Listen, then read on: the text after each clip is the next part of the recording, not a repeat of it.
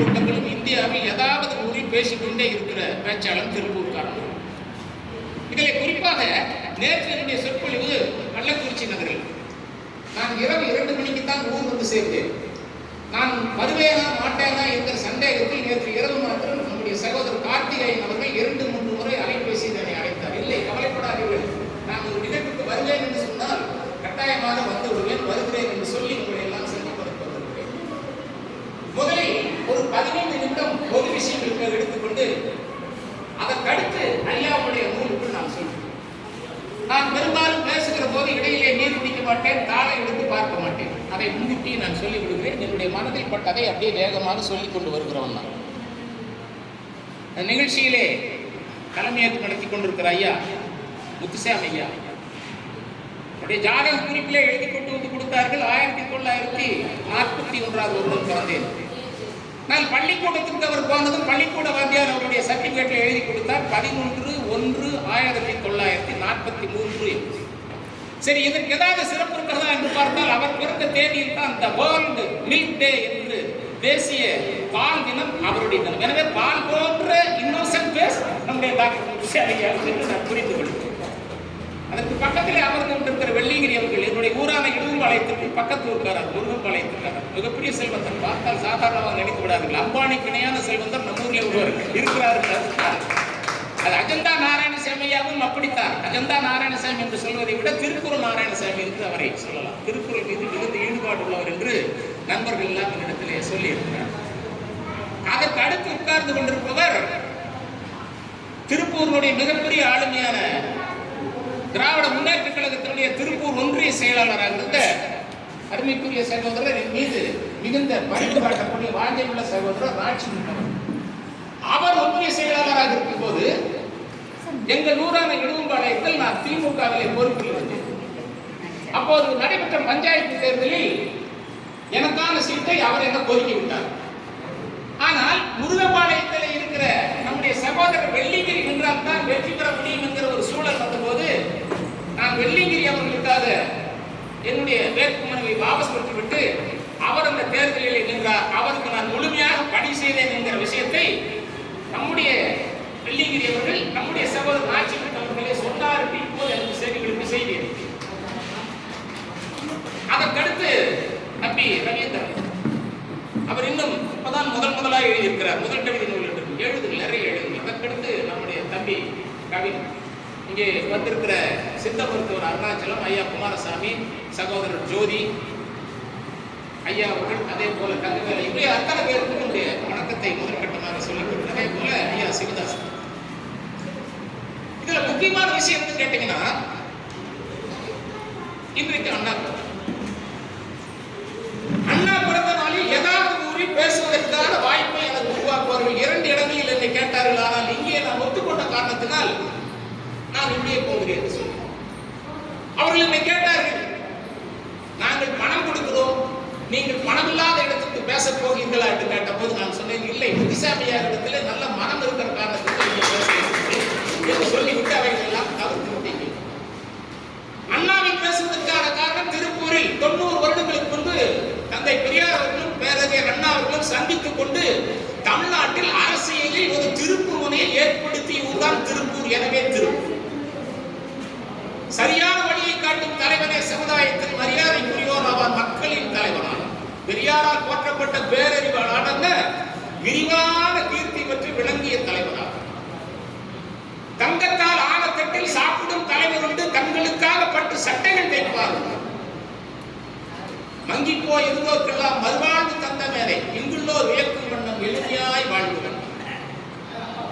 தாளம்பூர் பொற்பு கொப்பு சந்தேகப்படும் பூ, தாளம்பூர் பொற்பு கொப்பு சந்தேகப்படும் பூ, நெஞ்சிலே வாழுகின்ற பூ அன்பு, வானப்பழக்கும் பூ நிலாப்பூ, தாளம்பூ வேட்டி கட்டி தரித்துண்டு தோளில் போட்டு வாழிய தமிழில் பேசி வந்தவர் எமது.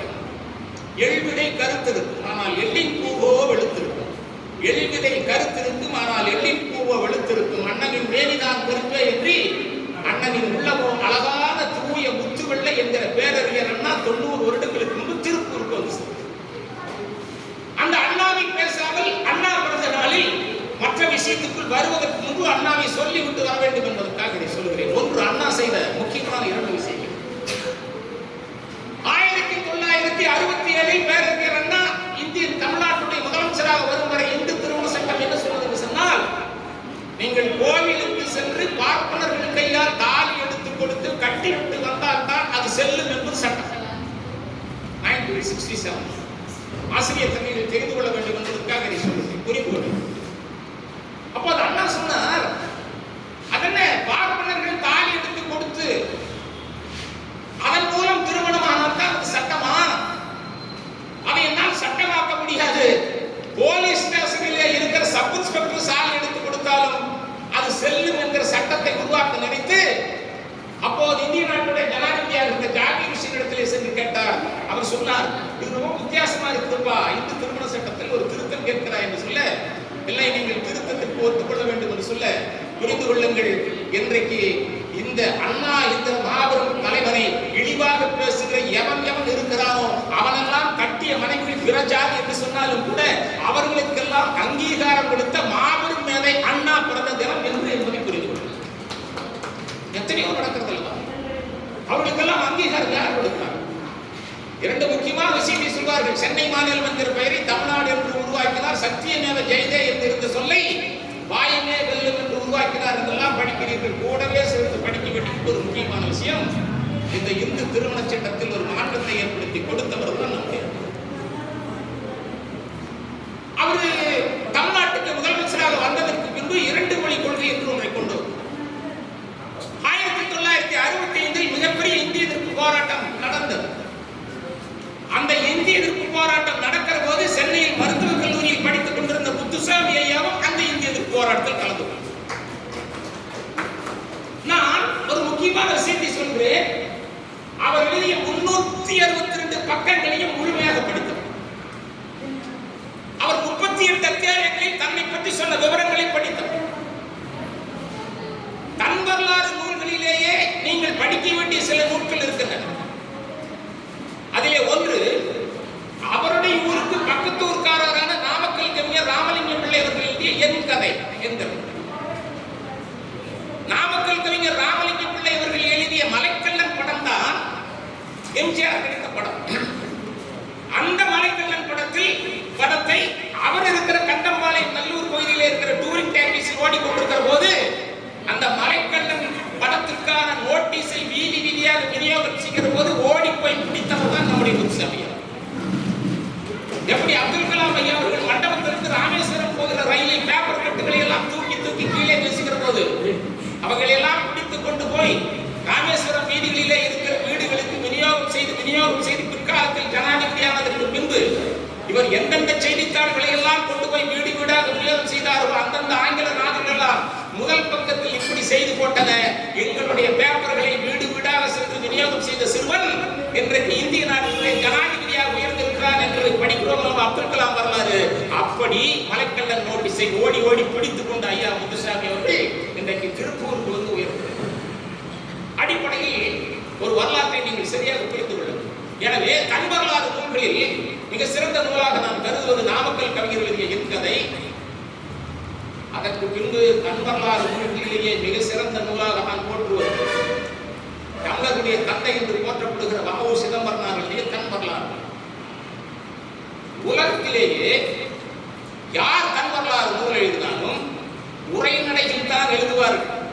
ஆனால் தன்னுடைய வரலாற்றை கவிதை நடையிலே எழுதிய ஒரு மாபெரும் தமிழர் தான் வ.உ. சிதம்பரனார் என்பதை அடிப்படையில் புரிந்து அவர் தன் வரலாறு எழுதினார். அது முழுக்க முழுக்க கவிதை நடையில். இன்னொரு நூல், அது நான் கொஞ்சம் வித்தியாசமானவன், எனவே அவைகளை எல்லாம் சொல்ல வேண்டும் என்று சொல்ல வேண்டாம் என்று தவிர்க்கிறேன். ஆனால் சொல்ல வேண்டாம் என்று தவிர்க்க முடியாத ஒரு நூல் திருவி கல்யாண சுந்தரனார் எழுதிய தன்வர். திருவி கல்யாண சுந்தரனாரை பற்றி படித்திருக்கிறேன்.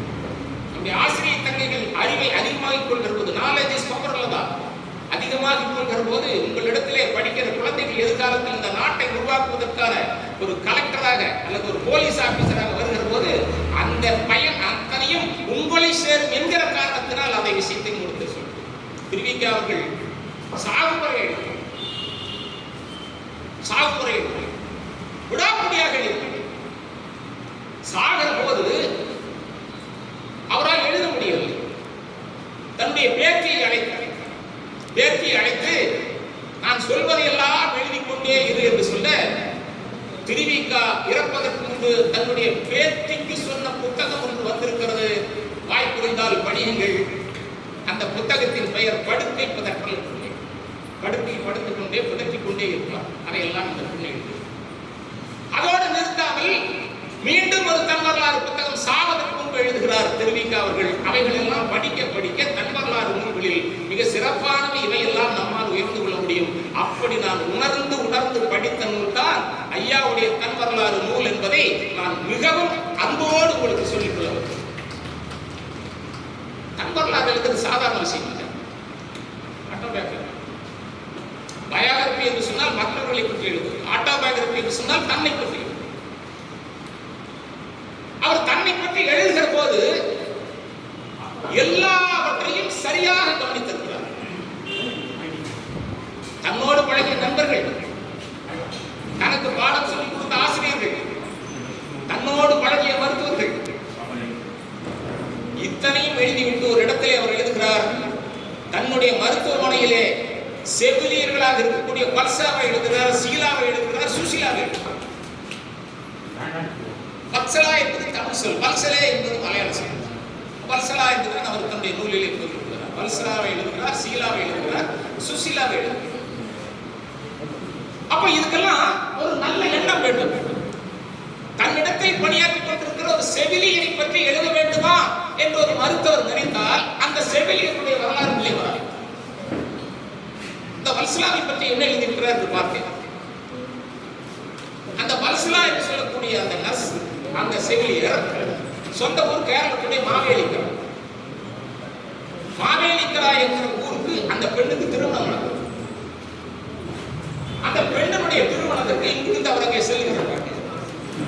சென்றதுக்கு முன்புதான் மாவேலிக்கரா இப்படி ஒரு அற்புதமான ஊராக இருக்கிறது, மாவேலிக்கரா இப்படி ஒரு இயற்கை சூழ்ந்த ஊராக இருக்கிறது என்று இவர் எழுதியதை படித்துவிட்டு மாவேலிக்கராவுக்கு சென்று நான் ஆய்வு செய்த ஒரு நூல் எழுதியிருக்கிறேன். அந்த நூலை வேண்டுமென்றே ஒரு பிரதியை பையில் போட்டு எடுத்துக்கொண்டு வந்தேன். அந்த நூலை நம்முடைய நாச்சிகள் கையாவுக்கு தான் நான் சமர்ப்பணம் செய்தேன். அதை சுற்றி சுற்றி பார்க்கிற போது இவர் யாரையுமே விடாமல் தன்னுடைய நூலிலே சொல்கிறார். 11 நண்பர்கள் தன்னோடு பழகியதை பற்றி சொல்கிறார். அதில் முதல் நண்பன் குப்புசாமி. குப்புசாமி என்கிற நண்பனை பற்றி சொல்லி வருகிற நம்முடைய ஐயா ஒரு இடத்துல இரண்டாவது ஒரு விஷயத்தை உருவாக்குவார். 11 நண்பர்கள் எழுதுகிறார். நான் ஒரு நண்பரை மாத்திரம் எடுத்துக் கொள்கிறேன், குப்புசாமி. அவருடைய நண்பர் நல்ல உயரத்துக்கு வந்துவிட்டு கடைசியில் என்னுடைய நண்பர் குப்புசாமி கோயம்புத்தூரில் இருக்கிற ஜட்டி வாசுதேவனிடத்திலே போய் சரணடைந்து விட்டார். ஜக்கி என்று தான் எழுதினார். நான் விட்டு என்னுடைய பொருள், அதனால அவர் என்னடா அப்படின்னு யோசிக்கிற போது இன்னொரு விஷயம் நமக்கு தெரியுது. அந்த மனிதனுக்கு மூளையில் பிரச்சனையாகி டெல்லியிலே இருக்கிற எய்ம்ஸ் மருத்துவமனையிலே போய் மூளையை சரி செய்து கொண்டு வந்தான் என்று படிக்கிறோம். நீங்கள் என்னுடைய தியானத்தை செய்யுங்கள், நான் சொல்வதை எல்லாம் கேளுங்கள், உங்களுக்கு உடல் நலம் நன்றாக இருக்கும் என்று சொன்ன அந்த மனிதன் அங்கே போய் ஆபரேஷன் பண்ணி கொண்டு வந்தால் நம்முடைய குப்புசாமி என்னுடைய நண்பர் என்ன சொல்லி இருக்க வேண்டும், உனக்கான அறுவை சிகிச்சை அற்புதமாக செய்வதற்கு என்னுடைய நண்பர் முத்துசாமி இருக்கிறார் திருப்பூர் என்று சொல்லி ஜிக்கியை இங்கே கூட்டி கொண்டிருந்தால் ஜிக்கி நலப்படும். இப்போது ஜிக்கி நோயாளியாக இருக்கிறார். அப்ப அற்புதமான ஒரு அறுவை சிகிச்சை நிபுணர், அற்புதமான ஒரு அறுவை சிகிச்சை மருத்துவர் நமக்கு கிடைத்திருக்கிறார் என்கிற போது மாதம் இப்படி ஒரு நிகழ்வை அவர் இங்கே நிகழ்த்தி கொண்டிருக்கிற போது எனக்கு மிகுந்த மகிழ்ச்சியாக இருக்கிறது என்பதை அடிப்படையில் நான் சொல்ல விரும்புகிறேன். நீங்க இருக்கிற எத்தனை பேர் அவருடைய நூலை முழுமையாக வாசித்தீர்கள் என்று எனக்கு தெரியாது. திருக்குறள் நாராயணசாமியா வாசிப்பாரு எனக்கு தெரியாது. முழுமையா 362 பக்கம் வாசிப்பீங்க, ரொம்ப மகிழ்ச்சி. நீங்களும் வாசிப்பீங்க. அப்ப பாடி முடிச்சிருக்கீங்க, மீதி படிச்சு கடைசி வரைக்கும் போயிருக்கேன். ரொம்ப விவரமா சொல்றார். தன்னுடைய ஊரில் இருக்கிற பல ஜாதிகளை பற்றி சொல்லி வருகிறார். கவுண்டர்களை பற்றி சொல்கிறார், முதலியார்களை பற்றி சொல்கிறார், வெள்ளாஞ்செட்டியார் என்று சொல்லக்கூடிய ஒரு சமுதாயத்தை சொல்கிறார், ஒற்றர்களை சொல்கிறார், அருந்ததிகளை சொல்கிறார், வரையறுப்பு சமுதாயத்தை அட்டவணை ஜாதியை சொல்கிறார். அது அட்டவணை ஜாதி, அந்த பேர் சொல்லக்கூடாதுங்கிறார். வேண்டாம், சரி, அவர் எழுதியிருக்கிறத வச்சு நான் சொல்றேன். ஒரு இடத்துல சொல்கிறார், எங்கள் ஊரில் வாழ்ந்த போயர்கள் கன்னட மொழியினர், கன்னடம் பேசுவாங்கன்னு சொல்றார். ஒற்றர் என்று சொல்லக்கூடிய சமுதாயத்தினர் கன்னடம் பேசுவார்கள், தெலுங்கு பேசுவார்கள். சொல்லிவிட்டு அடுத்த இடத்துல அவர் சொல்கிறார், இவர்கள் அடிக்கடி கர்நாடகா மாநிலத்தில் இருக்கிற தாவக்கரை செல்வார்கள், அப்புறம் ஊருக்கு வருவாங்க, நோக்கி எல்லாம் கொண்டாடுவாங்க. அங்க எதுக்குடா போனாங்கன்னு பாத்தீங்கன்னா, தாவக்கரை பக்கத்தில் ஹிரியூர் என்ற ஊர் இருக்கிறது, அந்த ஊரில் அணை கட்டுவதற்காக போனார்கள் என்று ஒரு வரி எழுதுகிறார். அதற்கு மேற்பட்ட வரியை நான் சொல்லுகிறேன். கன்னட மக்களுக்கு விவசாயம் செய்ய தெரியாது. சாமராஜனுடைய இவங்களுக்கெல்லாம் விவசாயம் பண்ணி கொடுக்கறதுக்கு எவராது வரமாட்டானா என்று கேட்க, 18ஆம் நூற்றாண்டின் தொடக்கத்தில் கரூரை சேர்ந்த குப்புசாமி கவுண்டர் இங்கிருந்து மாட்டு வண்டி கட்டி கொண்டு நேராக கர்நாடகா போகிறார். மன்னனை சந்திக்கிறார். மன்னன் கேட்கிறார், எங்களுடைய மக்களுக்கெல்லாம் உன்னால் விவசாயம் செய்து கற்றுக் கொடுக்க முடியுமா என்று கேட்டால், கற்றுக் கொடுக்கிறேன், ஆனால் ஒரு அணை கட்ட வேண்டுமே என்று கேட்க, தாவன்கரே சித்திரதுரா இரண்டு நடுவில் இரியூர் என்ற ஊர், அந்த ஊரிலே ஒரு அற்புதமான அணை கட்டப்பட்டிருக்கிறது. அந்த அணையை மைசூர் மகாராஜர்கள் கட்டுவதற்கு காரணமாக இருந்தவர் கரூர் குப்புசாமி கவுண்டர். அந்த ஊருக்கு போய் வேலை செய்தவர்கள் இந்த ஊரை சேர்ந்த கோயர் மக்கள் அடிப்படையில். அப்ப கர்நாடகாவில் இருக்கிறவங்களுக்கு வாழை மரத்துல பயிர் செய்ய தெரியாது.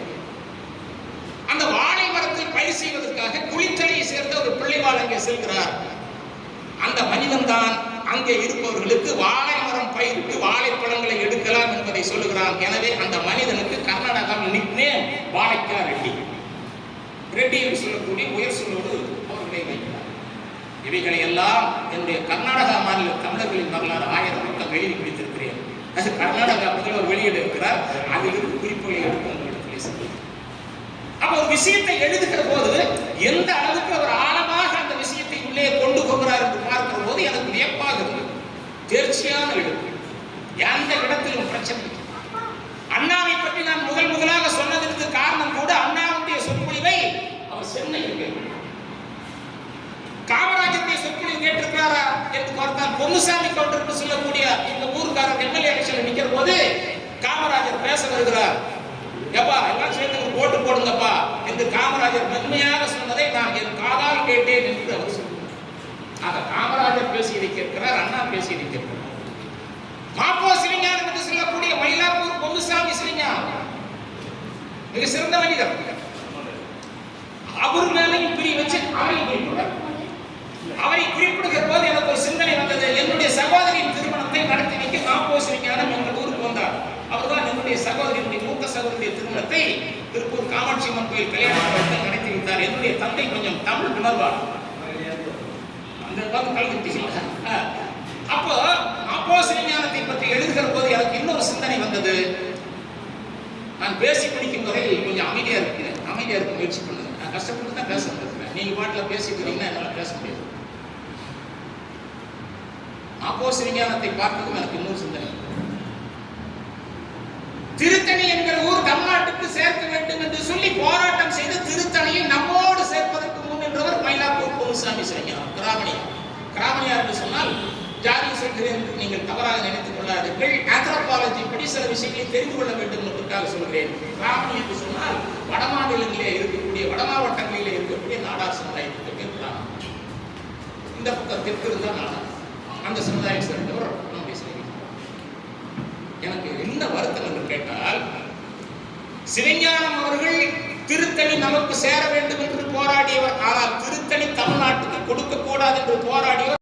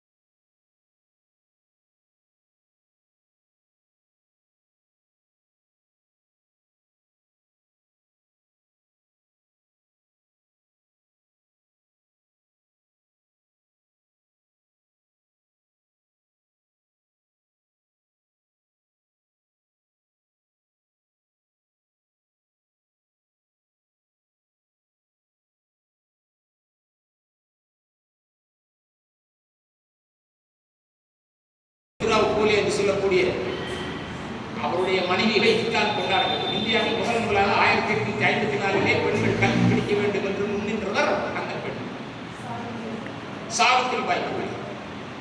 அதற்கு முன்பு யாராவது இருக்கிறார்களா என்று கேட்டால் ஒரு விஷயத்தை சொல்கிறேன். அது இவருடைய அந்த இவர் எழுதியிருக்கிற நூலோடு இணைந்து விஷயத்தை கொண்டு போவதற்கான காரணம் கொஞ்சம் சுமை தீர்க்க வேண்டும் என்பதற்காக. தமிழ்நாட்டில் முதலாக வெள்ளைக்காரன் காலத்தில் பெண்களுக்கான பாடசாலையை ஏற்படுத்தியவர் வேதியன் பிள்ளை என்று சொல்லக்கூடிய ஒரு மனிதர். தில்லையாடி என்ற ஊருக்கு பக்கத்திலே அவருக்கு பேரே தில்லையாடி வேதியன் பிள்ளை.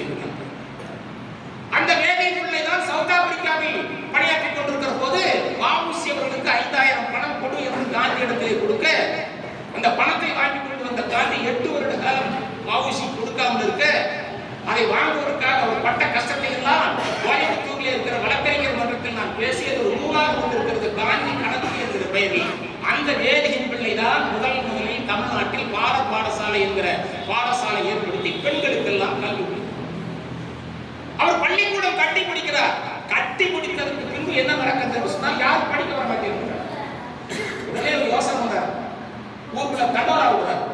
காலையில் உணவு மதிய உணவு 2 வேளை சோறு போடும். யார் படிக்க வருகிறது என்று கேட்க அந்த பகுதியில் இருக்கிற தரங்கம்பாடி குறையார் மயிலாடுதுறை அந்த பகுதி குழந்தைகள் எல்லாம் போய் படிக்க போய் கூட்ட கட்சிகமா சேர்ந்து காலையில் சாப்பாடு மத்தியான சாப்பாடு யார் கொடுக்கிறா? தமிழ்நாட்டில் முதலாக கொடுப்போம் வேதியின் பிள்ளை. அந்த வேதியின் பிள்ளை நம்முடைய வ.உ.சி. ரொம்ப நெருக்கமா.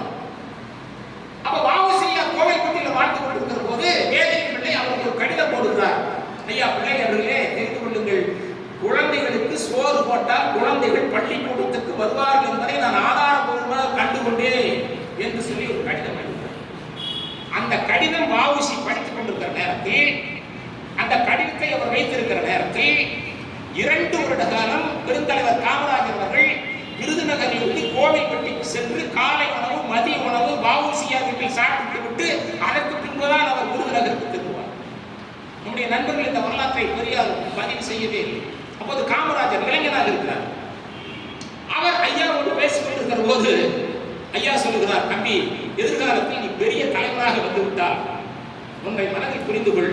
பள்ளிக்கூடத்திலே படிக்கிற குழந்தைகளுக்கு சோறு போட்டால் குழந்தைகள் பள்ளிக்கூடம் வருவார்கள் என்பதை மனதிலே வைத்துக் கொண்டு சொல்ல, அதை மனதில் வைத்துக் கொண்ட நம்முடைய காமராஜர் தான் பிற்காலத்தில் மதிய உணவு திட்டம் கொண்டு வந்தார். எனவே இப்படி புரிந்து கொள்ளுங்கள், மதிய உணவு திட்டம் என்கிற அந்த உணவு கான்செப்ட் வேதியின் பிள்ளை என்கிற வ.உ.சி. அவருடைய நண்பர் மூலம் வந்தது என்கிற வரலாற்றை பதிவு செய்திருக்கிறார். அதுக்கு பின்னால் காமராஜர் அந்த காமராஜர் எங்க ஊர்ல இருந்து முனுசாமி கொண்டிருக்காக மீட்டிங் பேசினாரு. ஐயா தம்பி ஒரு விஷயத்தை நீங்கள் படிக்கிற போது அதன் ஊடே வருகிற விஷயங்கள் என்ன என்றெல்லாம் பார்த்து கொண்டு வருகிற போது ஒரு தன்மாரை நீங்கள் சரியாக பகிர்ந்து மருமம் வேறு கற்பகம். நம்ம ஒரு நாள் சமையல் ரூம்ல சமையல் செஞ்சுட்டு ஐயா உள்ள போறாரு. உள்ள போனா இந்த அம்மா சமைச்சிட்டு இருக்கிற அந்த சமையல் நெடி உங்களால தாக்க முடியும். உடனே கோப்பை பிடிச்சிட்டு வெளியில் வந்தார். வெளியில் வந்ததுக்கு பின்னால அந்த அம்மா சொல்லுது, நான் தான் கனவை காட் போட்டுட்டு நான் சமைச்சிட்டு இருக்கல, ஏன் நீங்க வந்து இப்படி கஷ்டப்படுறீங்க, போய் உட்காருங்க, ஆமா கொண்டு வந்து கொடுக்குறேன் சொல்லி. அதை படித்த போது எனக்கு ஒரு யோசனை வந்தது. நீங்கள் எந்த நூலாக இருந்தாலும் படிக்கிற போது சைடில் ஏதாவது ட்ராக் போட்டுருந்தா அந்த ட்ராக் உங்க மனசுக்குள்ள பதியப்படி இந்த நூல் அந்தமா இப்படி பண்ற போது மூக்குல நெடி. இப்ப நம்ம வீடுகளில் கூட அதுக்கு என்ன சொல்லுவோம், காந்தல் சொல்லுவோம் இல்லையா, ஒரே காந்தலா இருக்குது, தும்முவோம், மூக்க பிடிப்போம், முடியாது. இப்படி ஒரு சம்பவத்தை நம்முடைய மன்னர்கள் காலத்தில் நடந்த ஒரு சம்பவத்தை தங்கைகளுக்கு நான் விளக்குகிறேன். நீங்கள் சிவகாசியிலிருந்து ஸ்ரீவில்லிபுத்தூர் போற வழியில மல்லி என்று ஒரு ஊர். அந்த மல்லியை ஒரு சிற்றரசன் ஆண்டு கொண்டிருக்கிற மன்னனை அடிக்கடி ஒரு புலவன் போய் பார்ப்பான்.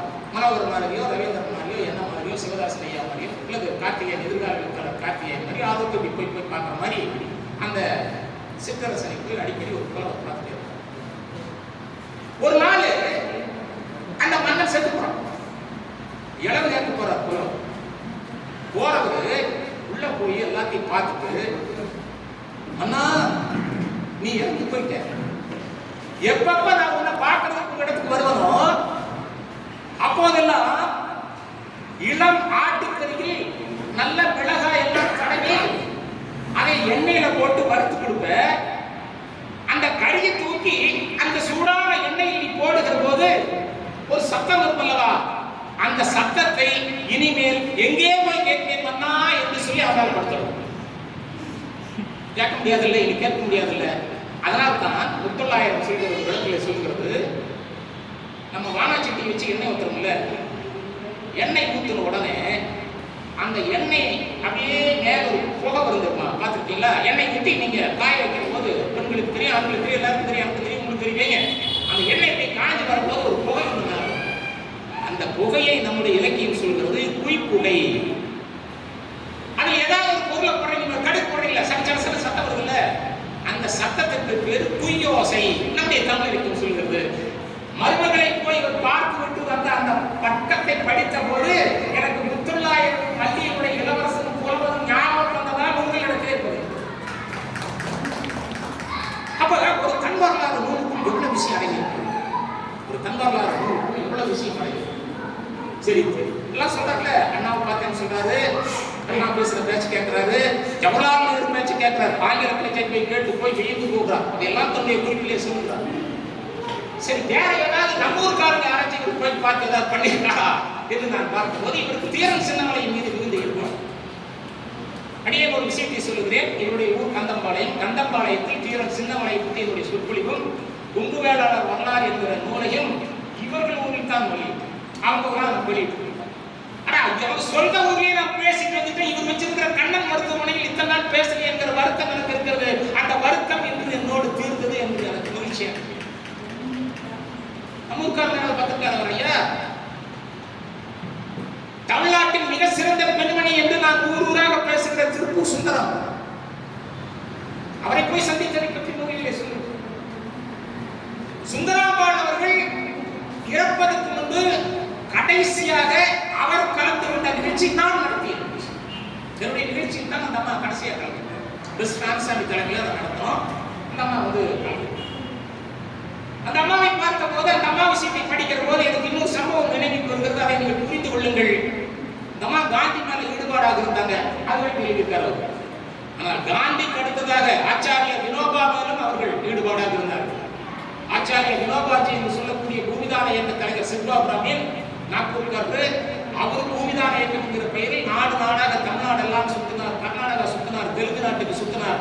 நான் நிறைய நிலம் வச்சிருக்கிறவங்க அந்த நிலத்தை இலவசமா கொடுங்கப்பான்னு வாங்கி ஏழைகளுக்கு கொடுக்குறேன்னு சொல்லி போட்டு ஒரு கான்செப்ட் உருவாக்கினார். அவர் நம்ம ஊருக்கு வந்தார். அவர் கேட்டுக்கொண்டதற்கெனங்க வீரபாண்டியில் இப்போ இருக்கிற சர்வோதய சங்கத்தினுடைய நிலம் 22.5 ஏக்கர் நிலத்தை எழுதி கொடுத்த மாபெரும் படி நம்ம சொல்றாங்க.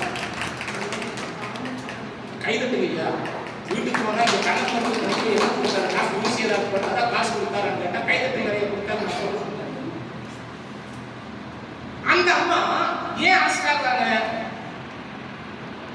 திருப்பூர் குமரனை பற்றி பேசக்கூடாது என்பது போலீசுடைய சட்டம். அந்த காலத்தில் அவர் இறந்தது.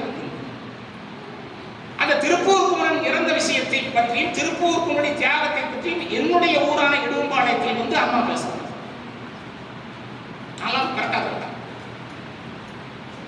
என்னுடைய ஊரில் என்னுடைய பெரியப்பா வீட்டில் மகாத்மா காந்தி 2 மணி நேரம் தங்கியிருக்கும்.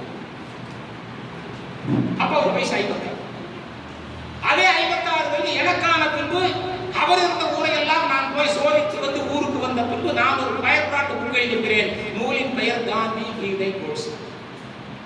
காந்தியும் கீதை பிடிச்சார், கோட்சேவும் கீதை பிடித்தார். ஏன் கோட்சே கீதை பிடித்து காந்தியை சுட்டார் என்பது ஆதாரபூர்வமான பல சான்றுகளை வைத்து நான் அந்த புத்தகத்தை எழுதியிருக்கிறேன். அப்படிப்பட்ட எங்கள் ஊரில் அம்மா வந்து பேசின உடனே போலீஸ் கைது செய்தது. கைது செய்ததற்கு பின்பு அந்த அம்மாவை கொண்டு போய் பல்லடத்திலே சிறைச்சாலையில் வைக்கிறார். அப்போது பல்லடம் தான் சிறைச்சாலை. திருப்பூருக்கு பல்லடம் தான் பாதுகாப்பு அடிப்பார். ஏன்னு கேட்டா அது ஒரு மெயின் ரோடு. திருச்சி டு அந்த மெயின் ரோடு இது. இந்த பக்கம் அவினாசி எடுத்துட்டீங்கன்னா சேலத்தில் போய் மெயின் ரோடு. எனவே கோவையும் அவினாசியும் முக்கியமான ஊர்கள் நம்முடைய ஊரில். அப்ப போலீஸ் டிஎஸ்பி பண்ணாங்க, வெள்ளக்கார டிஎஸ்பி பார்த்து கேட்கறாங்க, ஏமா நீ என்ன சொன்னா கேட்க மாட்டியா என்று சொல்ல, இல்லப்பா நான் அப்படிதான் செய்வேன் அப்படின்னு சொல்லுகிற போது அந்த அம்மாவுக்கு 6 மாதம் பெண் போகுது. கோபப்பட்ட போலீஸ் டிஎஸ்பி நேரம் வந்து கருமத்தம்பட்டி ஜெயில் அடைவாங்க. ஆனா அது மெயின் ரோடு. இங்கிருந்து அடுத்த செக்ஷன் ஆகுது. கருமத்தம்பட்டி போனதற்கு கொண்டு வருகிற டிஎஸ்பி அடுத்து சொல்கிறார், நீ வாபஸ் வாங்கிக்கிறியா, பேசவே மாட்டேன் அப்படின்லாம் சொல்லி வாபஸ் வாங்கிக்கிறியா, இல்லை ஜெயிலுக்கு போறியா என்று கேட்க, இல்லை நான் ஜெயிலுக்கே போறேன். அப்ப குழந்தை இருக்கிறது என்ன செய்ய, குழந்தை கூட்டிகிட்டே போறேன்.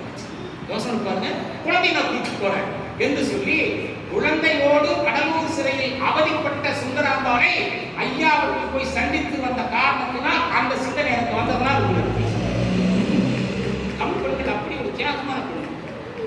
இவர்களை எல்லாம் நான் மக்களிடத்திலே கொண்டு போய் சேர்க்கிறேன். நமக்கு டைரக்ட் லிஸ்ட் ஜான்சி ராணி தான். நம்முடைய குழந்தைகளுக்கு சொல்லிக் கொடுக்கிறதே ஜான்சி ராணி. எப்படிப்பட்ட ராணி தெரியுமா? அந்த அப்பா ஜான்சி ராணி என்கிற வடநாட்டு பிராமண பெண்மணி நாட்டுக்காக வெள்ளைக்காரனை எதிர்க்கவில்லை, தன்னுடைய குடும்பத்துக்காக வெள்ளைக்காரனை எதிர்த்தார். நாட்டுக்காக வெள்ளையனை எதிர்த்தவர் நம்முடைய வேலு நாச்சியார் சிவகங்கை ராணி.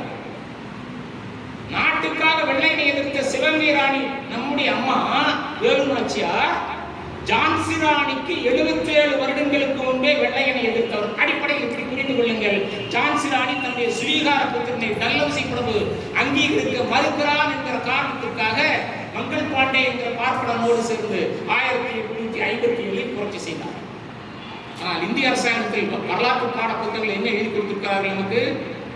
அதுதான் முதல் சுதந்திர போர். டே இல்லடா, எங்க ஊர்ல இருந்து தாண்டா முதல் சுதந்திர போர் வருகிறது. தீரன் சின்னமலையில் இருந்து வருகிறது 1905. 1906 வேலூர் புரட்சி வருது. அதற்கு முன்பே பூலித்தேவன் வருகிறார். அதற்கு முன்பே கட்டாளங்குளத்தை சேர்ந்த கோனார் வருகிறார் யாதவ். அதற்கு முன்பு வேலு நாச்சியார் வருகிறார். தஞ்சையை சேர்ந்த அமர் சிங் வருகிறார். இப்படி வரிசைப்படுத்தி சொன்னால் நாம் தான் இந்தியாவில் சுதந்திர போராட்டத்திற்கான முதல் தீயை வெள்ளைக்காரனுக்கு எதிராக வைத்தவர்கள். ஆனால் நம்முடைய பாடப்புத்தகங்கள் எல்லாம் அவர்கள் எழுதி கொடுத்திருக்கின்றன. அதை படித்தால் தான் நமக்கு மாறு கிடைக்கும் என்கிற மாதிரி ஆகும். கடந்த 4 நாட்களுக்கு முன்பு மத்திய பிரதேசத்தில் இருந்த கல்வி அமைச்சர் ஒரு அறிக்கை கொடுத்திருக்கார். கொலம்பஸ் அமெரிக்காவை கண்டுபிடிக்கிறது எங்க தாத்தா தான் கண்டுபிடிச்சார். படிச்சிருக்கீங்க? அப்போ குழந்தை பரிசீலனை போது அமெரிக்காவை கண்டுபிடித்தவர் யாருன்னு கேட்டால் அமெரிக்கா கொலம்பஸ் இப்படி பேர் இருக்கிறதா இல்லை உங்க தாத்தா பேர் இருக்கிறதா? யாரு டீச்சர் எப்படி மாற்றி போடுவோம்? ராஜஸ்தானை சேர்ந்த கல்வி மந்திரி நேற்று கொடுத்து நம்ம ஒரு அறிவிப்பு கொடுக்கிறார். அக்பரை பற்றி எவனும் படிக்கக்கூடாது, அக்பரை பற்றி எவனாவது புத்தகம் எழுதினா அதையெல்லாம் தீ வைத்து கொடுத்துவன் என்று எஜுகேஷன் ராஜஸ்தான் காங்கிரஸ். இதுக்கு முன்னால் ஒரு முதல்வர் இருந்தார் தமிழ்நாட்டில், கோவிச்சுக்காரு. அவர் ஒரு மேடையில் பேசுறது இருந்தார், கம்பராமாயணத்தை இயற்றிட்டு சேர்க்கல சொன்னார். ஒரு வாரத்துக்கு முன்னால பள்ளிக்கூடத்தில் ஒரு தேர்வு, உண்மையாக நடந்த சம்பவம். அந்த குழந்தை கம்பராமாயணத்தை எழுதியது யார் எங்களுக்கு நேரம் சேர்க்கலாம் எழுதிச்சு. மிஸ் கூப்பிட்டு கலந்து வச்சுட்டு என்ன தப்பா எழுதியிருக்கிறேன். அந்த குழந்தை கேட்டுதான், மிஸ் நீங்க என்ன தமிழ்நாடு சிஎம் விட பெரிய ஆளா?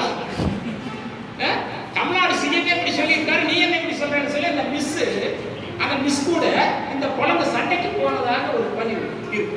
எனவே வரலாற்றை சொல்கிற போது தெளிவாக சொல்ல வேண்டும். அந்த வரலாற்றை தெளிவாக சொல்ல வேண்டும் என்பதிலே தன்னுடைய வரலாற்றை, தன்னை பற்றி எழுதிய வரலாற்றை தன்னை மாத்திரமில்லாமல் அனைவரையும் நினைத்து எழுதிய ஐயா மருத்துவர் முத்துசாமி அவர்களுக்கு என்னுடைய மனமார்ந்த வாழ்த்துக்களையும் பாராட்டுகளையும் தெரிவிக்கிறேன்.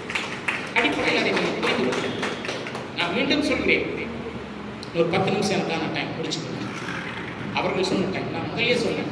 38 அத்தியாயத்துக்கு ஒரு அத்தியாயத்துக்கு 1 மணி நேரம், 38 மணி நேரம் பேச வேண்டிய சொற்பொழிவை 3/4 மணி நேரத்தில் அடைக்கக்கூடிய என்று கொடுத்தால் சின்ன கேப்சூல் தான் கொடுக்கும், குட்டி குட்டியாக பதிலாக கொடுக்கும். எத்தனை ஊருக்கு வேலை செஞ்சிருக்க? கல்லூர் காரைக்கிட்டு அங்கே போய் பஸ் ஏறி ஒரு இடத்துல போனால் இந்த வழியில் நடந்து போக மாட்டாங்க. ஒரு டாக்டர் எத்தனை ஊரில் வேலை செஞ்சிருக்க? ஏற்காட்டுக்கு போறாரு வேலை செய்யறாரு, ஊட்டிக்கு போறாரு வேலை செய்யறாரு. ஊட்டிக்கு போய் வேலை செய்யறதுக்கு முன்னால திருப்பூர்ல தான் வேலை செய்யறாரு. திருப்பூர்ல வேலை செய்யற போது எப்போது பார்த்தாலும் ஒரு கியூல நிக்காம வந்து அலோட் பண்ணிட்டே இருக்காரு, தொடர்ச்சியா பெருசிட்டே இருக்காரு. ஒரு நாள் வந்தோம்னா 4 அறை விட்டார். சரி, இவர் தான் அறை விட்டாரான்னு நம்ம வரலாற்று பூந்து பார்த்தா இன்னொரு டாக்டர் திருப்பூர் இருந்தார், சிஜி நாயர். நாயர் இப்படியே பாட்டே இருப்பாரு. வருஷம் வந்துட்டு இருக்கும்போது எவ்வளவு குறுக்க போந்தான்னா கரெக்டா அவனை மாத்திரம் கேட்ச் பண்ணி வந்தோம்னா 4 அறை விட்டார். அதுக்கு முன்னால ஒரு மருத்துவமனை எல்லாம் மூடிட்டு இந்த கேவிஆர் நகர் கரும்பாளையம் தாண்டி ஒரு ஹாஸ்பிட்டல் வச்சார். அங்கேயும் அந்த வேலையை செஞ்சார். பிரைவேட் ஹாஸ்பிட்டல் வச்ச போது மொத்தம் அடிச்சாங்க, ஒத்து போனான், ஒரு ஹாஸ்பிட்டல் மூடிட்டு விட்டார். சரியா? அப்படி ஒரு மருத்துவரை திருப்பூர் மருத்துவமனையில் அடித்தவர்கள் என்கிற வரலாறு நான் முதலாவதாக சிஜி நாயரும் அடுத்ததாக முத்துசாமி யாரையும் ஒப்பிடுகிற காரணத்தை நான் சொல்கிறேன். கோபம் தான் அடிக்கதான் வரும். எத்தனை ஊர்ல வேலை செய்ய? இதை விட கக்கோணத்தில் போய் வேலை செய்யற போதுதான் மாமனார் அறிமுகமானது. மாமனார் அறிமுகமானதுனால கனகமணி என்கிற அவருடைய மகளை வந்து திருமணம் செய்ய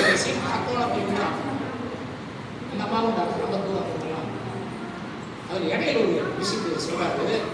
நம்ம சம்சாரத்துக்கு ஒரு சேலை பெண்களா இருக்கிறது நான் புரிஞ்சுக்கோங்கள. அந்த சேலை விஷயம் அந்த அம்மா பிடிக்கல. இது வாங்கிட்டு போது மாங்காய் பார்க்க போட்டார். சரி, அண்ணன் பார்க்க பிடிக்கல. இன்னாவது வாங்கி கொடுத்தீங்க மாதிரி. அப்பதான் நமக்கு சிந்தனை வந்து பெண்கள் எப்போதுமே சேலை வாங்கும் போது வித்தியாசமான. நீங்க ஆதார் கண்டு ஏவாள் ஒரு ஆங்கில திரைப்படம் வந்தது. அந்த திரைப்படத்துல ஒரு ஆப்பிள் மரத்தில் ஏறி ஆப்பிளை பறிச்சு கொடுக்க கேட்டு ஆவாள் ஏறாம கேட்பான். அவன் மரத்தில் ஏறுவான்.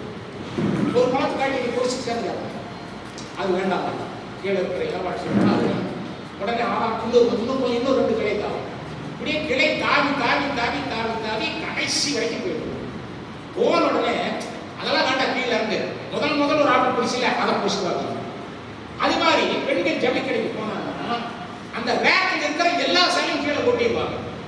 முதல்ல 1 or 2 எடுத்து வச்சிருப்பாங்க இல்லையா, அதை உங்க கண்ணை பறிச்சுட்டே இருக்கும்.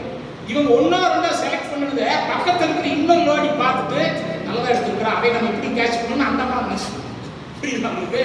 அப்போ எல்லா சேலையும் கீழே கொட்டினதுனால அந்த கடைசியா முதல்ல எதை பார்த்தாங்கன்னா அதை செலக்ட் பண்ற மாதிரி, முதல்ல எந்த ஆப்பிளை பார்த்ததோ அதை ஏவாள் செலக்ட் பண்ற மாதிரி தான் சேலை செலக்ஷன். அதை ஐயாவுடைய மனைவிக்கு அவர் வாங்கின அந்த சேலை அம்மாவுக்கு பிடிக்கல அப்படிங்கிறத படிச்சும் போது எனக்கு ஆச்சரியம்.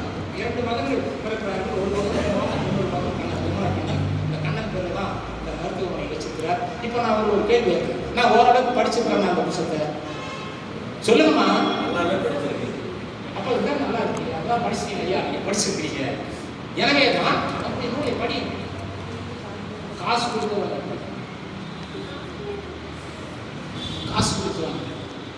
நான் முதல்லலாம் இந்த மாதிரி மீட்டிங் போகும்போது கையில் புக் எடுத்து போகிறது வெக்கப்படும். ஒரு வெள்ளிக்கிழமை கல்லூரி செய்தி சொல்லுவேன். கையில் புக் எடுத்து போகிறது வெக்கப்படும். ஆனால் நம்மளே கூட்டிட்டு போயிட்டு ஏதோ சில பேருக்கு வந்து ஐயா நீங்கள் பந்தா பண்ண மாட்டேங்கிறீங்க, பேச பண்ணணும். நிறைய இடத்துல இந்த மாதிரி எல்லாம் இருக்கும். பந்தா இல்லாத தன்மை தான் எனக்கான பந்தா. எனவே நான் பந்தா செய்வது என்னுடைய அறிவு இல்லையா, நான் சொல்ற விஷயம் இல்லை, அதுதான் பந்தா. புரிஞ்சுக்கணும் அப்படின்னு சொல்லிட்டு ஐயா புத்தகம் எடுத்து போக மாட்டேன். ரொம்ப ஜாலியாக ஒரு நாள் மனோன்மணியம் சுந்தரனார் பல்கலைக்கழகத்துடைய துணைவேந்தராக இருந்த காப்பா அரவாணன் அவருடைய மனைவி தாயம்மாள் அரவாணன் கொடைக்கானலில் இருக்கிற கர்சா யூனிவர்சிட்டியுடைய தமிழ் HOD இருந்தாங்க. இவங்க 2 பேரும் துணைவேந்தர்கள் 2 கட்டப்பையில் புக் எடுத்துட்டு வந்தாங்க. அவங்க எழுதுறாங்க கொண்டு வந்து பேர் ஐயா பேசப்பட்டு வந்து அம்மா இங்கே உட்காந்துருப்பாங்க. நான் கேட்டபோது அந்த அம்மா சொல்லிச்சு, ஐயா இது நம்முடைய அறிவு, என் கணவரின் அறிவு, எங்க அறிவு நாங்கள் சொன்னப்பா யார் சொன்னப்பா தூக்குமையா என்று சொல்லி எனக்கு புத்தியை உணர்த்திய கொண்டுதான் நான் எந்த கூட்டத்துக்கு போனால் ஒரு 30-40 புத்தகம் கொண்டு போறது கணக்கு வச்சு.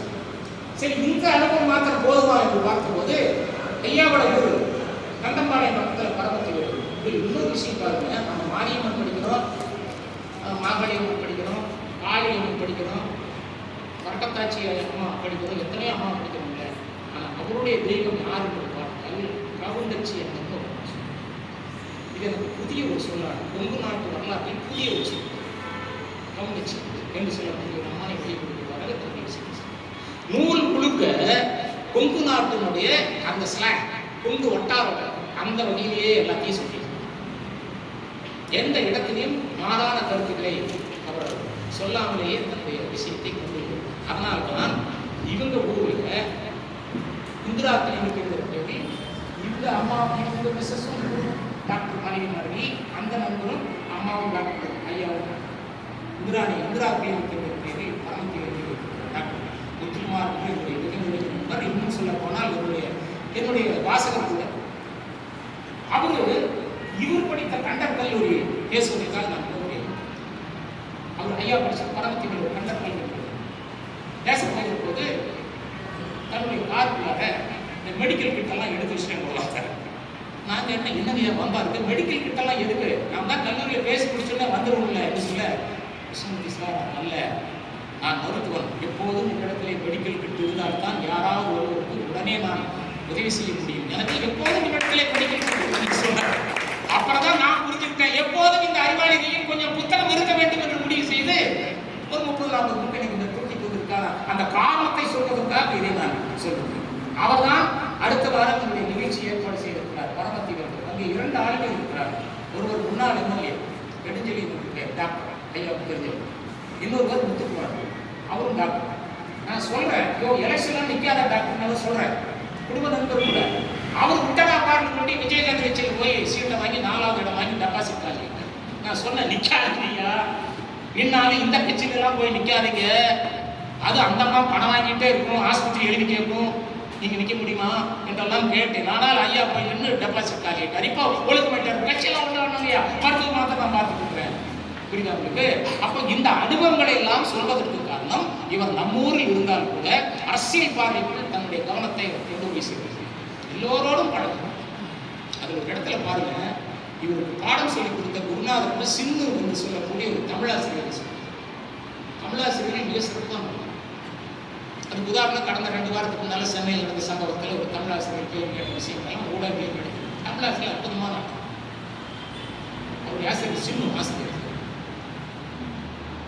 இதுக்கு முன்னால் ஒரு அம்மா இருந்தாங்க இல்லையா, பேர் சொல்லியிருந்தா ஏன் பேர் ஒன்றும் பிரச்சனை இல்லை. ஜெயலலிதா அம்மா இருக்கும்போது கண்ணகி சிலைக்கு கடைசி என்று கேட்டால், இந்த கற்புக்கரசி கண்ணகி கையை நீட்டிக்கொண்டே இருக்கிறார். நான் வீட்டிலிருந்து போகிற போதெல்லாம் இந்த முகத்தை பார்த்து விட்டா நான் போகணும், தூக்கி மியூசியத்தில் போடுகிறான். அந்த அம்மா அப்படி போட்டுச்சு. திரும்ப கலைஞர் ஆட்சி பண்ணோன்னே அதை தூக்கி கொண்டு அங்கே வைக்க பிடிச்சாங்க. வைக்கிற போது அந்த சிலையில் கண்ணகியினுடைய கைகளிலே வளையல் இல்லாமல் சிலை பார்த்தோன்னே ஐயாவுடைய குருநாதருக்கு போற்றப்படுகிற தமிழாசிரியர் சின்ன அவர்கள் கலைஞருக்கு ஒரு கடிதம் எழுதுகிறார். ஐயா, வழக்காடு மன்றத்திற்கு கண்ணகி போகிற போது கண்ணகி நாம் என்ன சொல்கிறோம், இவ்வளோ பொங்கச் செல்வி குடமலையாட்டி தென்தமிழ் பாவை செய்தவர்கள் ஒரு மாமணியாய் உணவுக்கு ஓங்கிய திருமாமணி என்று பொங்கச் செல்வி என்று சொன்ன காரணத்தினால் கண்ணகி திருச்செங்கோட்டிலிருந்து மேலே போனார் என்பது உத்தமம். அப்படி இல்லை, கம்பத்திலே இருக்கிற கூடலூர் ஏறி அங்கே இருந்து மேலே போனார் என்பது இன்னொரு உத்தமம். அதெல்லாம் இல்லை, நேராக அந்த அம்மா திருவனந்தபுரம் வந்துருச்சு என்று சொல்லி 3 துன்பம் கண்ணகிக்கு இருக்கிறது. இதில் முக்கியமான துன்பம் திருவனந்தபுரத்து துன்பம். திருவனந்தபுரத்திலே வருடத்திற்கு ஒரு முறை அங்கே இருக்கிற பெண்கள் எல்லாம் கண்ணகிக்கு வழிபாடு நடத்துவார்கள். வீதியில் வைத்து கடந்த 2024 பிப்ரவரி மாதம் 40 லட்சம் பெண்கள் கண்ணகியை நினைத்து பொங்கல் வைத்தார். நம்ம ஊர்ல இருக்குமா 40 லட்சம் பெண்கள். ஏற்கனவே 2 ஆண்டுகளுக்கு முன்பு 25 லட்சம் பெண்கள் அங்கே பொங்கல் வைத்ததை முன்வைத்து கின்னஸ் வேர்ல்ட் ரெக்கார்ட் அதை பதிவு செய்தார். அப்பதான் நான் நினைச்சுக்கிட்டேன், டேய், நம்மளை விட மலையாளிங்க கண்ணகி எப்படி கொண்டாடுறாங்க. அந்த கண்ணகி நம்ம குழந்தைங்களுக்கு பேர் வைக்கிறது நம்ம தயங்கம். ஏன் வைக்கக்கூடாது? துரியோதனன் வைக்க மாட்டேங்க, அவன் இல்லை. ராவணன் வைக்க மாட்டேங்க, அவங்களுக்குள்ள எங்களுக்கு கதாநாயக. ஏன் வைக்க மாட்டேங்க? அதெல்லாம் யோசிக்க முடியல. அப்படி பார்க்கிற போதுதான் இவருடைய ஊரில் இருந்து முக்கியமான தமிழாசிரியராக இருக்கக்கூடிய சின்ன ஐயா அவர்கள் தொடர்ந்து போகிறதில்ல. அதனால திருமணத்திற்கு வராங்க. நேராக கலைஞர் கடிதம் போறாங்க. ஐயா, வழக்கு மன்றத்திற்கு கண்ணகி செய்கிற போது கண்ணகியினுடைய கையிலே வளையல் இருந்தது, நீங்கள் வளையலோடு சிலையை நீங்கள் என்று சொல்ல, கலைஞர் நம்முடைய ஐயாவுடைய குருநாதரின் பேச்சை கேட்டு கலைஞர் கை வளையலோடு சிலையை அமைத்தார் என்று சொல்லி என்னுடைய தமிழாசிரியருக்கு கலைஞர் மரியாதை செய்தார் என்ற வரியையும் தன்னுடைய ஊரிலே இப்படி ஒவ்வொன்றாக சொல்லிக்கொண்டே போனார். அப்படிப்பட்ட நிலையில் நீங்கள் படியுங்கள். ஒரு தடவை படித்துவிட்டு மீண்டும் படியுங்கள். ஒரு தடவை படித்துவிட்டு மீண்டும் படிக்கிற போது மீண்டும் ஒரு புதிய சிந்தனை வரும் என்பதற்காக சொல்கிறேன். எனவேதான் இந்த சொற்பொழிவை 2 கட்டமாக நிறைவு செய்திருக்கிறேன். 1, நம்முடைய நாராயணசாமியார் திருக்குறளை அதிகமாக சொல்வாருக்கு. கார்த்திகேயன் முன்தினம் இடத்திலே சொன்னார். அருமையான திருக்குறள் சொன்னார், பகுத்துண்டு பல்லுயிர் ஓம்புதல் நூலோர் பகுத்தவற்றை இல்லாமல். அந்த காலத்தில் அண்ணா அவர்களும் கலைஞர் அவர்களும் தமிழ்நாட்டில் முதலமைச்சராக இருந்த போது எங்கெங்கே மாணவர் விடுதி இருந்ததோ அங்கெல்லாம் மதிய சாப்பாடு போடுகிற போது இந்த குறளை சொல்லி முடித்து தான் சாப்பிட வேண்டும் என்று விதிவித்தார். கிறிஸ்துவ கூடங்களில், கிறிஸ்துவ பள்ளிக்கூடங்களில் சாப்பாடு போடுகிற போது பிதாசுதன் ஆவியின் பெயரால் என்று சொல்லிவிட்டு சாப்பிட வேண்டும் என்று அவர்கள் விதிவித்தார். ஆனால் வள்ளுவருக்கு இவ்வளவுதான் மரியாதையா என்று கேட்டால், வள்ளுவருக்கான மிக சிறந்த மரியாதையை கொடுத்தவர்கள் தமிழர்கள் அரசியல். ரஷ்ய நாட்டை சேர்ந்தவர்கள் தான் திருக்குறளுக்கு நம்ம விட மரியாதை. திருக்குறள் காரிக்காரத தேவைப்படுகிற போது டெல்லியில் திருக்குறளிலே சொன்னேன் என்று சொல்லுகிற ஒன்றிய இயக்கம் சொல்லிவிட்டு போகிறார்களா? உங்களுக்கு வாய்ப்பும் நேரமும் கிடைத்தால் ஒன்றிய அரசுடைய இயக்கமுடைய கணவர் பிரகாலா பிரபாகர் எழுதிய தி க்ரூப்ட் டெம்பர் என்ற ஒரு ஆங்கில நூல் வாசித்திருப்பார். இந்த புத்தகம் இந்தியாவில் தடை செய்யப்பட்டது. சிங்கப்பூரில் இருந்து எனக்கு ஒரு நண்பர் அனுப்பியிருந்தார். க்ரூப்ட் டெம்பர் வளைந்த மூங்கில் மரம் புத்தகத்தை அதெல்லாம் படிச்சீங்கன்னா நம்முடைய அறிவை நாம் விசாலப்படுத்திக் கொண்டு நாட்டில் என்னதான் நடக்கிறது என்பதை புரிந்து கொள்ள முடியும். எனவேதான் ரஷ்ய நாட்டுக்காரர்கள் தான் வள்ளுவருக்கு முதல் மரியாதை. ரஷ்யாவில் ஸ்டாலின் ஆட்சி நடத்தி கொண்டிருக்கிற போது செனட் உறுப்பினர்கள் எல்லாம் அழைத்து எப்பா இந்த உலகம் இருக்கு, இந்த உலகம் ஏதாவது ஒரு காலத்தில் காணாமல் போய் மீண்டும் ஒரு உலகம் வருகிற போது அந்த மக்கள் எல்லாம் நீதியோடும் நேர்மையோடும் வாழ்வதற்கு நாம் என்ன செய்யலாம் என்று செனட் உறுப்பினர்கள் எல்லாம் சொல்கிறார்கள். நல்ல நல்ல கருத்துக்களை எல்லாம் காலப்பட்டம் செய்து நிலத்தில் புகழ்ச்சிக்கலாம். சரி, அது யாராக எடுத்துக்கலாம் என்று கேட்டு ரஷ்ய நாட்டுடைய மாபெரும் எழுத்தாளர் தாயனோடு எழுதிய மார்க்சின் கார்கியுடைய கோட்பாடுகளை எழுதலாம். மாயாகோவ்ஸ்கி என்கிற அந்த மனிதனுடைய கோட்பாடுகளை எழுதலாம். டால்ஸ்டாய் என்பவனை எழுதலாம் என்றெல்லாம் மாயாகோவ்ஸ்கி ஒரு அற்புதமான ரசிகன். அவன் மொழியை பற்றி சொல்கிற போது ஒரு இடத்திலே சொல்கிறான், நான் செத்து கிடந்தேன். செத்து கிடந்த அந்த பிணத்தினுடைய மண்ணுக்கு மேல் 2 பேர் பேசிக்கொண்டு போனார்கள். அவர்கள் பேசிக்கொண்டு போனது நான் பேசுகிற என்னுடைய தாய்மொழியான அவார் மொழி என்கிற காரணத்தினால் பிணமாகி நான் உடனே துண்டி எடுத்து விட்டேன் என்று சொல்லி தன்னுடைய தாய்மொழியை பாராட்டிட்டு இன்னொரு இடத்திலே சொல்கிறான், கஜகஸ்தான் நாட்டில் பெண்களுக்கு ஒரு சண்டை வந்தால் நம்ம கொங்கு மண்டலத்தை என்ன பண்ணுவோம், என்ன பண்ணணும் தெரியுங்க, கொங்கு மண்டலத்தில் கொள்ளையில போனோம். இந்த கொள்ளையில போனாலே சொல் கொங்கு மண்டலத்தில் முக்கியமான சொல்ல என்னன்னு கேட்டால், அந்த காலத்தில் கொள்ளை நோய் வந்து யாராலுமே இறந்து போன காரணத்தினால் சண்டை வருகிற போது, குழாயுடைய சண்டை வருகிற போது பெண்கள் சொல்லிக்கிற மொழி கொள்ளையில நாசமா போறாங்க. இல்லைன்னா பெண்களுக்கு சண்டை வந்தால் உன்னுடைய குழந்தைக்கு தாய்மொழி கற்றுக் கொடுக்க டீச்சர் கிடைக்காம போகும். நீ உன் குழந்தையை தாளாட்டுகிற போது உனக்கு புன்னகை மூத்து வராமல் இருக்க போகட்டும் என்று சொல்லி திட்டுவார்கள் கஜகஸ்தான் நாட்டில். அதை டால்ஸ்டாய் தன்னுடைய நூலிலே பதிவு செய்யும். அப்படிப்பட்ட நாட்டில் இவர்களையெல்லாம் கொண்டு வந்து காலப்பட்டம் செய்யலாம் என்று சொன்ன போது அடுத்த நாள் சபையை கூட்டுகிறார் ஸ்டாலின். அடுத்த நாள் எல்லோரும் வருகிறார்கள். அப்போது எழுந்து சொல்கிறார்கள், உலகத்தில் மிக சிறந்த நாடுகளில் ஒன்று இந்தியா. இந்தியாவில் 2 பெரிய இதிகாசங்கள் இருக்கின்றன. ஒன்று ராமாயணம், இன்னொன்று மகாபாரதம். மகாபாரதத்தை கிளையாக ஒரு பகவத்கீதை. இவர்களிலிருந்து ஏதாவது ஒரு படைச்சு கொடுத்திருக்கலாம் என்று செனட் உறுப்பினர்கள் சொல்ல அதையெல்லாம் ஒத்துக்கொள்ள மறுத்த ஸ்டாலின் 3வது நாளாக அனைவரையும் வரவேற்று, நீங்கள் நேற்றும் சொல்வீர்கள், இன்றும் சொல்வீர்கள், நாளையும் சொல்வீர்கள், நாளை மறுநாளும் சொல்வீர்கள். இதோடு நான் சபையை நிறைவு செய்ய நினைக்கிறேன். இன்று 3வது நாள், இதை நீங்கள் இப்படி புரிந்து கொள்ளுங்கள் என்று சொல்லிவிட்டு ஸ்டாலின் சொல்கிறார், இந்தியா என்ற ஒரு பெரிய நாடு இருக்கிறது. அந்த நாட்டிலே தமிழ்நாடு என்ற ஒரு நிலப்பரப்பு இருக்கிறது. அந்த தமிழ்நாடு என்ற நிலப்பரப்பில் திருவள்ளுவர் என்ற ஒரு புலவன் இருந்தால், அந்த புலவன் 1330 திருக்குறள் எழுதினார். அந்த திருக்குறள் தான் நீதியும் நேர்மையும் உலகத்துக்கு சொல்கிற நூல். எதிர்வரும் சமுதாயம் பிழைக்க வேண்டும் என்று சொன்னால் அந்த நூலைத்தான் நான் காலப்பட்டம் செய்வேன் என்று சொல்லி 1330 குறளையும் 40 வாட்ஸ் பல்பிலே இருக்கிற டங்ஸ்டன் விளைத்து லெனின்கிராட் நகரத்தில் இன்றும் புதைத்து வைத்திருக்கிறார். இன்றும் அது இருக்கிறது என்று சொன்னால் திருக்குறளை அவன் எப்படி நேசிக்கிறான், நாம் எப்படி நேசிக்கிறோம் என்பதை யோசிக்கிறோம். எனவே திருக்குறளை நேசிக்கிறோம்.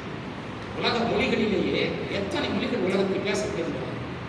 According to last month census 7032 மொழி. இந்த 7032 மொழிகளில் ஒவ்வொருவரும் பேசுகிறார்களா? எந்த உலகத்தினுடைய எழுத்தாளனாவது கவிஞனாவது தன்னுடைய மொழியின் முதல் எழுத்தை எடுத்து ஒரு காவியத்தை தொடங்கி இறுதி எழுத்தை முடித்ததாக வரலாறு உண்டா? அல்பபெட்டிக்கல் இங்கிலீஷ்ல ஃபர்ஸ்ட் ஷேக்ஸ்பியர் 7 தொடங்கி ஜெட்ல எங்காவது முடிச்சிருக்காரா? உலகத்தில் எந்த மொழியாவது முடிச்சிருக்கா? ஆனா பாருங்க, நம்முடைய வள்ளுவர் தமிழின் ஆ என்கிற எழுத்தை எடுத்து அகர முதல எழுத்தெல்லாம் ஆதிபகவன் முதற்றே உலகி என்று முதல் எழுத்தை தொடங்கி 247வது எழுத்தான 2 சுழி இன்னோட கூடுதல் காமத்திற்கின்பம் அதற்கின்பம் கூடி முயங்க பெருகின்று 2 சுழி இன்னோட திருக்குறள் முடிக்கிறாங்க. உலகத்தின் மிக சிறந்த மாமனிதன், உலகத்தின் மிகச்சிறந்த நீதி அரசன் நம்முடைய திருவள்ளுவர் என்பதை எனவே நிறைவாக இப்படி நீங்கள் புரிந்து கொள்ளுங்கள். இன்றைக்கு பேரறிஞர் அண்ணா பிறந்த தினத்தோடு இன்னொரு மிக சிறந்த ஆளுமை பிறந்த நாள். அந்த ஆளுமையின் பெயர் ஜெய்வின் செண்பகராமன் பிள்ளை. 1903 திருப்பூர் குமரன் பிறக்கிறார். திருப்பூர் குமரன் பிறக்கிற அதே காலகட்டத்தில் பாரத மாதா வாலிபர் சங்கம் வந்து திருவனந்தபுரத்திலே வைத்த நம்முடைய ஜெய்வின் செண்பகராமன் பிள்ளை கட்டிக்கொண்ட மனைவி மணிப்பூர்காரி லட்சுமிபாய், அந்த ஐயாவும் இன்றைக்குத்தான் பிறக்கிறார். அவரை ஜெர்மனிக்கு கொண்டு போகிறார்கள். அவர் பெர்லினிலே குடியிருக்கிறார். பெர்லினில் அவர் குடியிருந்த போது அவரை போய் சந்தித்தவர்கள் ஜவஹர்லால் நேரு, அவங்க அப்பா மோதிலால் நேரு, அதே போல 3000 கோடி ரூபாய் செலவில் நர்மதை ஆற்றங்கரையில் சிறையாக வைத்திருக்கிறார் பட்டேல், நம்முடைய தம்பி முத்தல்வாய் பட்டேல். இவர்கள் எல்லாம் இங்கே சென்றார்கள். அந்த கட்டத்தில் தான் நம்முடைய நேதாஜி அங்கே செல்கிறார். நேதாஜி சென்ற போது உடல்நலம் இல்லாமல் இருக்கிறார். அந்த உடல்நலத்தை சீராக்கி அவரை வழியனுப்புகிற போது போய் வாருங்கள் சுபாஷ் ஜெய்ஹிந்த் என்று சொல்ல, இந்த ஜெய்ஹிந்த் முழக்கத்தை நான் சொல்லலாமா என்று நேதாஜி கேட்க, தாராளமாக சொல்லுங்கள் என்று சொல்ல 1933 இருந்தார் நேதாஜி சொல்கிறார். ஆனால் 1903 இருந்து சொன்ன ஒரு மகாபலிய தமிழன் செண்பகராமன் பிள்ளை பிறந்த தினம் இன்று. அவர்தான் உலகத்திலேயே ஹிட்லரை கன்னத்தில் எடுத்து உண்டில்லை என்று ஆக்கிய ஒரு மாபெரும் தமிழன். அந்த தமிழனும் பிறந்த நாள் இன்று என்கிற காரணத்தினால் அந்த தமிழன் பிறந்த நாளில், அண்ணா பிறந்த நாளில் ஐயா முத்துசாமி அவர்களுக்கு பிடித்த அண்ணாவை பற்றியும் ஐயா அவர்களுக்கு பிடித்த காமராஜர் அவர்களையும் சொல்லி நான் நிறைவு செய்தேன். ஐயாவுடைய நூலை படியுங்கள். அவர் இன்னும் ஏராளமான கருத்துக்கள். ஒரு முறை நம்ம அண்ணா வெளிநாட்டில் போய் மருத்துவம் பார்க்கறதுக்காக பம்பாய் போய் விமானம் பம்பாய் நிற்கிறது. நின்ன உடனே அப்போ அந்த மாநிலத்தில் முதல்வராக இருந்த விபி நாயக் சொல்லக்கூடிய அந்த விபி நாயக் ஓடி போய் அண்ணாவுக்கு மலர் முக்கிய கொடுக்குறாரு விமானத்தில் ஏறி. அவர் கேட்கிறாரு, ஏப்பா நான் போகிறது நாளைக்கு தானே செய்தித்தாள்கள் எல்லாம் வரும், அதுக்குள்ள என்னப்பா போய் வந்துட்டேன்னு கேட்க, இல்லை இல்லை, நீங்கள் விமானம் ஏறுவதற்கு முன்பு உங்களுக்கு மாலை மரியாதை செய்வதற்காக திருமலைக்குள்ளே கோட்டைக்கு காமராஜர் ஐயா விமான நிலையத்தில் வந்து கொண்டிருந்தார். ஆனால் டிராபிக் ஜாம்ல வர முடியல. உடனே எனக்கு போன் அடிச்சு அண்ணாவுக்கு போய் என் சார்பில் மாலை போட்டு வரான்னு சொன்னாரு.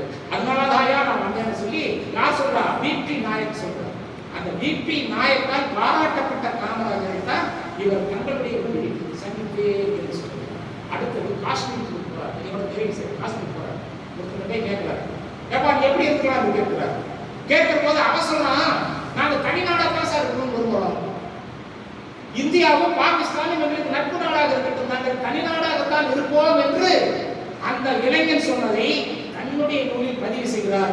இவர் போகிற போது பயமில்லாமல் திருப்பூரில் இருக்கிற சில நண்பர்களோடு போகிறார். ஆனால் அந்த காலத்தில் காஷ்மீருக்கு போவதற்கே எனக்கு மிகவும் பயமாக இருக்கிறது என்று சொன்னவர் அப்போது ஒன்றியத்துடைய அமைச்சராக இருந்த சுஷில் குமார் சிண்டே என்று சொல்லக்கூடிய மாறினார்.